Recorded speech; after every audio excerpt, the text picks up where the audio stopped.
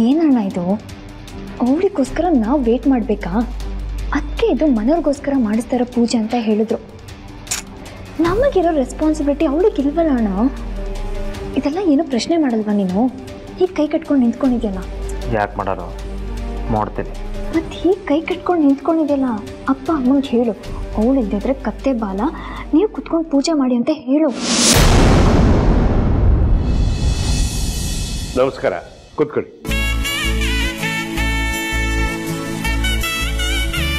ಅಪ್ಪ, ಇನ್ನು ಎಷ್ಟೊತ್ತಾಯ್ತಪ್ಪ? ಶುಭ ಕಾರ್ಯ ಮಾಡುವಾಗ ಸರಿಯಾದ ಸಮಯಕ್ಕೆ ಮಾಡಬೇಕು, ಯಾರಿಗೋಸ್ಕರ ಕಾಯಬಾರ್ದು ಅಂತ ಅಮ್ಮನೇ ಎಷ್ಟೋ ಸರಿ ಹೇಳ್ತಾರೆ. ನೀವು ಕೂಡ ಹೇಳಿದ್ರ ಪೂಜೆ ಮಾಡುವಾಗ ತಡ ಆಗ್ಬಾರ್ದು ಅಂತ. ಈಗ ಎರಡೂ ಆಗ್ತಾ ಇದೆ. ಯಾರಿಂದ? ಅವಳಿಂದ. ಅವಳಿಗೋಸ್ಕರ ಮನೆಯವರೆಲ್ಲರೂ ನಾವು ಕಾಯ್ಬೇಕು, ಜೊತೆಗೆ ಉಡಿ ತುಂಬಿಸ್ಕೊಳಕ್ ಬಂದ್ರು ಮುತ್ತೈದ್ರು ಕಾಯ್ಬೇಕು. ಏನಪ್ಪ ಇದೆಲ್ಲ?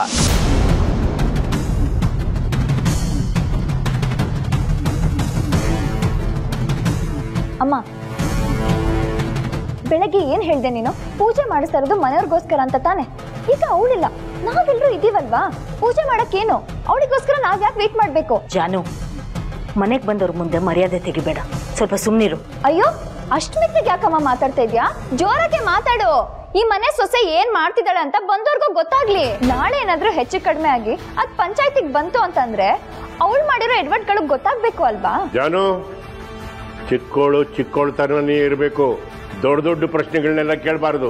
ಏನ್ ಮಾತಾಡ್ತಾ ಇದ್ದೀನಿ ಅಂತ ಪರಿಜ್ಞಾನ ಇದೆಯಾ ನಿನ್ಗೆ? ಹಾ, ಪೂಜೆ ಮಾಡೋದಕ್ಕೆ ಇನ್ನೂ ಸಮಯ ಇದೆ. ಅಪ್ಪ, ಅವಳೇನೋ ಸಣ್ಣವಳು ನಿಜ, ಅದನ್ನ ಒಪ್ಕೊಳ್ಳೋಣ. ನಾನು ಈ ಮನೆ ಹಿರಿ ಮಗ, ನನಗುತ್ತರ ಕೊಡಿಯಪ್ಪ. ಇನ್ನು ಎಷ್ಟೊತ್ತಂತ ಕಾಯ್ದು ಅವಳಿಗೋಸ್ಕರ? ಈ ಮನೆಗೆ ಶಾಂತಿ ನೆಮ್ಮದಿ ಸಿಗ್ಬೇಕು ಅಂತ ಪೂಜೆ ಮಾಡ್ಬೇಕಾಗಿರೋದೇ ಅವಳು. ಎಲ್ಲಿದ್ದಾಳಪ್ಪ ಅವಳು? ಪೂಜೆ ಮಾಡ್ಬೇಕಾಗಿರೋ ಮನೆ ಸೊಸೆನ ಮನೆಯಲ್ಲಿಲ್ವಲ್ಲ. ಇಲ್ಲೇ ಇರ್ತಾಳೆ, ಇನ್ನೆಲ್ಲೋಗ್ತಾಳೆ? ಅಪ್ಪ, ಅವಳು ಎಲ್ಲೂ ಇಲ್ಲ, ಎಲ್ಲಾ ಕಡೆ ಹುಡುಕಾಯ್ತು. ಇದೇನು ಹೊಸದ? ಯಾವಾಗ ನೋಡಿದ್ರು ಮನೆ ಬಿಟ್ಟು ಹೋಗ್ತಾನೆ ಇರ್ತಾಳೆ.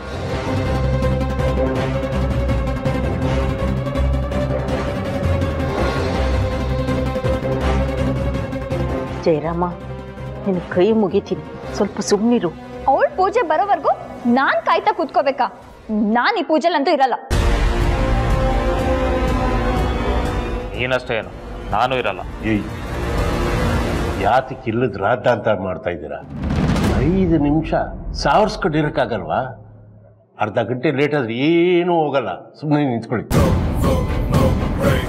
ಬಂದ ಅತಿಥಿಗಳ ಮುಂದೆ ಮರ್ಯಾದೆ ತೆಗಿಬೇಡಿ. ಸ್ವಲ್ಪ ಗೌರವವಾಗಿರೋದನ್ನು ಕಲ್ತ್ಕೊಳ್ಳಿ. ನಾನು ಅವಳು ಪರವಾಗಿ ಮಾತಾಡ್ತಾ ಇದ್ದೀನಿ ಅಂತಲ್ಲ, ಇದು ಕುಟುಂಬದ ಪ್ರಶ್ನೆ. ನಮ್ಮನೇಲೆ ಒಗ್ಗಟ್ಟಿಲ್ಲ ಅಂದ್ರೆ ಜನ ನೋಡಿದ್ರನ್ನ ಆಡ್ಕೊಂಡು ನಗಲ್ವಾ? ಛೀ, ನಿಮ್ಮ ನಾವೇನೋ ತಡಿಬೋದಪ್ಪ, ಆದ್ರೆ ಮುಹೂರ್ತ ಅದನ್ನು ತಡೆಯೋಕ್ಕಾಗಲ್ಲಲ್ವಾ? ರಾಯರೇ, ನಿಮ್ಮ ಹಿರಿಮಗ ಹೇಳ್ತಾ ಇರೋದು ಸರಿಯಾಗೇ ಇದೆ. ಸಮಯ ಮೀರಿ ಯಾವ ಕೆಲಸನೂ ಮಾಡಬಾರ್ದು, ಅದು ಒಳ್ಳೆಯದಲ್ಲ. ಮುಂದೆ ಆಗೋ ಅನಾಹುತಕ್ಕೆ ಕಾರಣ ಆಗ್ಬೋದು. ಜಯರಾಮ, ಜಾನು, ನನಗೋಸ್ಕರ ಒಂದು 10 ನಿಮಿಷ ಸುಮ್ಮನಿರು. ಸುಮಾ ಬರ್ತಾಳೆ, ಇಲ್ಲೇ ಎಲ್ಲೋ ಹೋಗಿರ್ಬೇಕು. ಅವಳು ಕಾರಣ ಇಲ್ಲದೆ ಎಲ್ಗೂ ಹೋಗೋಳಲ್ಲ, ಇದು ನಮಗೆಲ್ಲ ಗೊತ್ತಲ್ವಾ? ಅಮ್ಮ, ಕಾರಣ ಏನೇ ಇರಲಿ ಅವಳು ಹೋಗ್ಬಾರ್ದಾಗಿತ್ತು. ಸರಿ, ಅವಳು ಹೋಗಿದ್ದಾಳೆ ಅಂತಾನೆ ಅನ್ಕೊಳ್ಳೋಣ. ಯಾರಿಗೆ ಕೇಳಿ ಹೋದ್ಲು? ಕೇಳದೆ ಹೋದ್ರೆ ನಾವ್ ಏನ್ ಅಂದ್ಕೋಬೇಕಮ್ಮ? ಯಾರಿಗ್ ಗೊತ್ತು 10 ನಿಮಿಷ ಆದ್ಮೇಲೆ ಅವಳು ಬರ್ತಾಳೋ ಇಲ್ವೋ ಅಂತ? ಕಾದು ನೋಡೋಣ. ಅವಳು ಬರಲಿಲ್ಲ ಅಂದರೆ ಆಮೇಲೆ ಬೇಕಾದ್ರೆ ಮಾತಾಡಿ. ಈಗ ಬಂದವ್ರ ಮುಂದೆ ಮರ್ಯಾದೆ ತೆಗಿಬಿಡಿ. ಕಳಿತಿರೋದು ನಾವಲ್ಲಮ್ಮ, ಅವಳು. ಜಾನು, ಹೋಗಿ ಸಾಧನವೇ ತೀರ್ಥನ ಕರ್ಕೊಂಬನ್ನಿ, ಹೋಗಿ.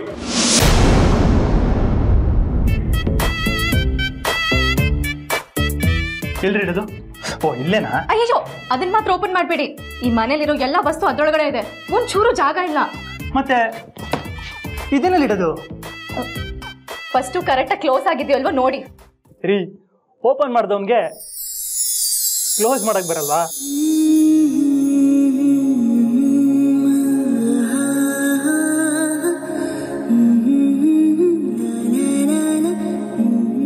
ಯಾಕ್ರಿ ನಾಚ್ಕೋತಿದ್ದೀರಾ?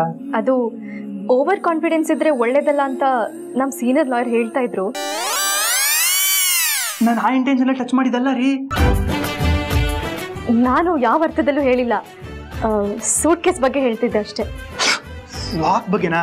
ಲಾಕ್ ಆಗಿದೆ ರೀ, ಬೇಕಾದ್ರೆ ನೀವೇ ನೋಡಿ. ಹಾಂ, ಇಲ್ಲಿಡಿ. ಅಲ್ಲಿ ಮೇಲಿಡಿ. ಒಂದು ನಿಮಿಷ ರೀ, ಚೇರ್ ಏನಾದ್ರು ತರಲಾ? ಯಾಕೆ ನಗ್ತಿದ್ದೀರಾ? ಅಲ್ಲ ರೀ, ನಾನೇ ನಿಮ್ಮ ಥರ 3 ಅಡಿನ ಇದ್ದೀನಿ, 6 ಅಡಿ ಕಟ್ಔಟ್ ರೀ. ಈಸಿಯಾಗಿ ಇಡ್ತೀನಿ, ನೋಡ್ತಾ ಇರಿ.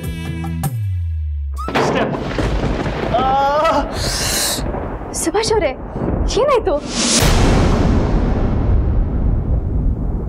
ಹತ್ರ ಬನ್ರಿ. ಸಾರಿ ಸಾರಿ ಸಾರಿ, ನಿಮ್ಗೇನಾಯ್ತು? ನನ್ ಬಿಡಿ ಸುಭಾಷ್ ಅವರೇ, ಕಣ್ಬಿಡಿ. ಹೋಯ್ತಾ? ಸರಿ ಹೋಯ್ತಾ? ಹಾ, ಹೋಯ್ತು ಒಂಚೂರು. ಇಲ್ಲ ಇಲ್ಲ, ಇನ್ನು ಉರಿತಾ ಇದೆ, ಒಂಥರ ಚುಚ್ಚುತ್ತಾ ಇದೆ.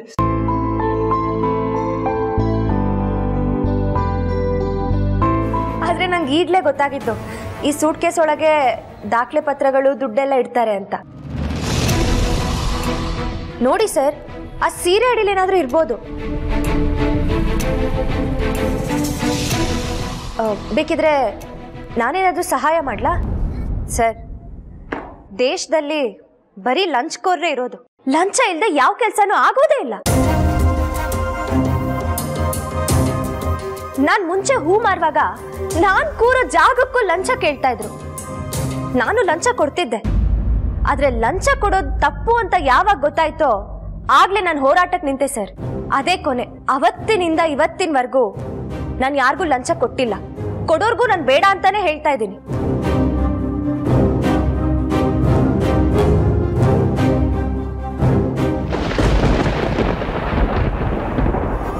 ತೀರ್ಥವ್ರೆ, ನಾನು ರೇಡ್ ಮಾಡಿದ ಕೇಸ್ಗಳಲ್ಲಿ ಏನು ಸಿಗದೆ ವಾಪಸ್ ಹೋಗ್ತಿರೋದು ಇದೇ ಫಸ್ಟ್ ಟೈಮ್. ನಿಮ್ಗೆ ಎಷ್ಟು ಒಳ್ಳೆ ಹೆಸರಿದೆಯೋ ಅಷ್ಟೇ ಆರೋಪಗಳು ಇವೆ, ಹುಷಾರಾಗಿರಿ. ಸರ್, ನಾವು ಬೆಳಿಬೇಕಾದ್ರೆ ಬೊಗಳವರು ಇರ್ತಾರೆ, ಹೊಗಳವರು ಇರ್ತಾರೆ. ಆರೋಪಿಗಳಿಗೆಲ್ಲ ಆಹಾರ ಆಗ್ಬಿಟ್ರೆ ನಾವು ಬೆಳೆಯೋಕ್ಕಾಗಲ್ಲ ಸರ್. ನಾವು ಅಂದ್ಕೊಂಡಿದ್ದ ಕನಸುಗಳನ್ನ ನನಸು ಮಾಡೋಕ್ಕೂ ಆಗಲ್ಲ. ಅದು ನಿಜಾನೇ. ಎನಿವೇಸ್, ತುಂಬ ಚೆನ್ನಾಗಿ ಕೋಆಪ್ರೇಟ್ ಮಾಡಿದ್ರಿ. ನಾನಿನ್ನು ಬರ್ತೀನಿ.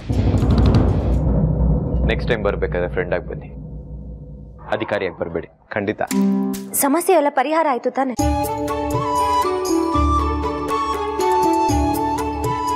ಸಾಹೇಬ್ರೆ, ನಮ್ಮಿಂದ ನಿಮ್ಗೆ ಏನಾದ್ರು ತೊಂದರೆ ಆಗಿದ್ರೆ ಬೇಜಾರು ಮಾಡ್ಕೋಬೇಡಿ.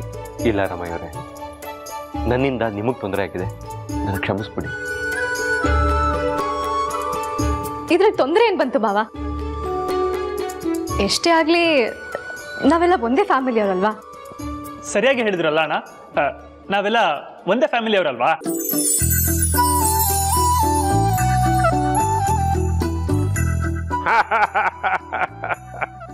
ತೀರ್ಥ, ಭೇಷ್ ಕೊಡೋದು ಮಗನೇ, ಭೇಷ್.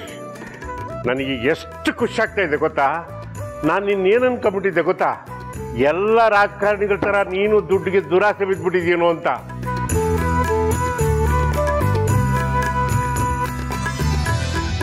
ಅಬ್ಬಾ, ಕೊನೆಗೂ ನಾವು ನಂಬಿದ ದೇವರು ನಮ್ಮನ್ನು ಕೈ ಬಿಡಲಿಲ್ಲ.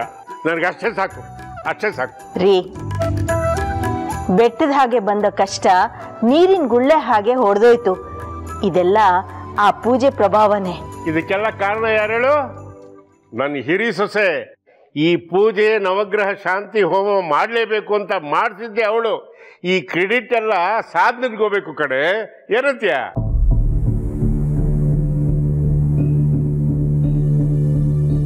ನನ್ನ ಕರ್ಮ. ನಾನೇನು ಈ ಮನೆ ಒಡಿತಾ ಇದ್ದೀನ ಅಥವಾ ಈ ಮನೇನ ಒಂದು ಮಾಡ್ತಾ ಇದ್ದೀನ? ನಾನು ಮಾಡೋ ಕೆಲಸ ಎಲ್ಲ ನನಗೆ ರಿವರ್ಸ್ ಹೊಡಿತಾ ಇದೆಯಲ್ಲ, ಎಲ್ಲ ನನ್ನ ಕರ್ಮ. ಅದಕ್ಕೆ ಕಂಗ್ರ್ಯಾಚುಲೇಷನ್ಸ್, ತುಂಬ ಒಳ್ಳೆ ಕೆಲಸನೇ ಮಾಡಿದ್ರಿ.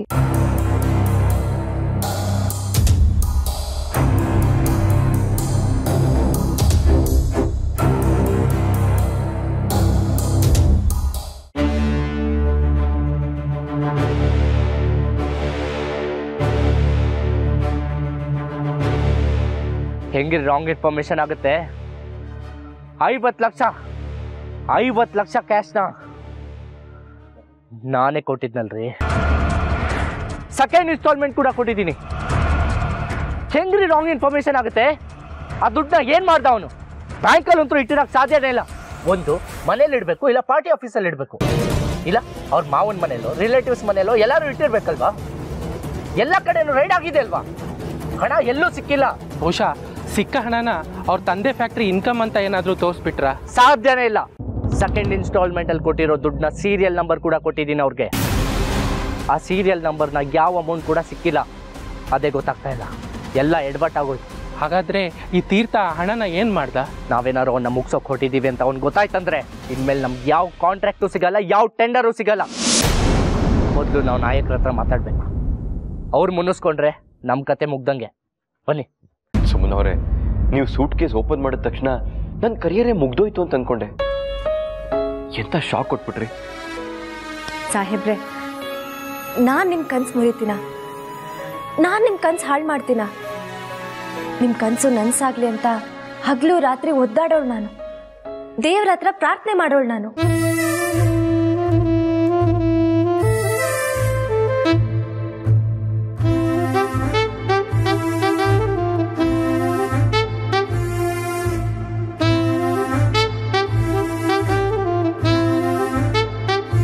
ತೀರ್ಥ, ನಾಯಕ್ರೆ ನಮಸ್ಕಾರ. ಇಲ್ಲಪ್ಪ, ಕೂತ್ಕೊಳ್ಳಿ ನಾಯಕ್ರೆ. ಕೂತ್ಕೊಳ್ಳಪ್ಪ. ತೀರ್ಥ, ನಾಳೆ ನಾಡಿದ್ದಲ್ಲಿ ರೇಡ್ ಆಗುತ್ತೆ ಅಂತ ಸುದ್ದಿ ಇತ್ತು, ಆದ್ರೆ ಇವತ್ತೇ ರೇಡ್ ಆಗ್ಬಿಡ್ತಲ್ಲೋ? ವಿಷಯ ಗೊತ್ತಾಗಿದ್ದಾಗೆ ಬರೋಣ ಅನ್ಕೊಂಡೆ, ಆದರೆ ಒಬ್ಬ ಮಿನಿಸ್ಟರ್ ಆಗಿ ಬಂದು ಆ ಸುದ್ದಿಗೆ ಮತ್ತಷ್ಟು ಕಾವು ಕೊಡೋದು ಬೇಡ ಅಂತ ಬರಲಿಲ್ಲ. ಅದೆಲ್ಲ ಇರಲಿ, ಈ ದಾಳಿನಲ್ಲಿ ನೀನು ಬಚಾವಾಗಿದ್ದೆ ಒಂದು ಪವಾಡ ಕಣೋ. ಪವಾಡ ಇದೆಲ್ಲ ಹೇಗಾಯ್ತು? ಇದಕ್ಕೆ ಮುಖ್ಯವಾಗಿರೋ ಮೊದಲನೇ ಕಾರಣ ಸಾಧನ ಅದಕ್ಕೆ ನಾಯಕ್ರೆ.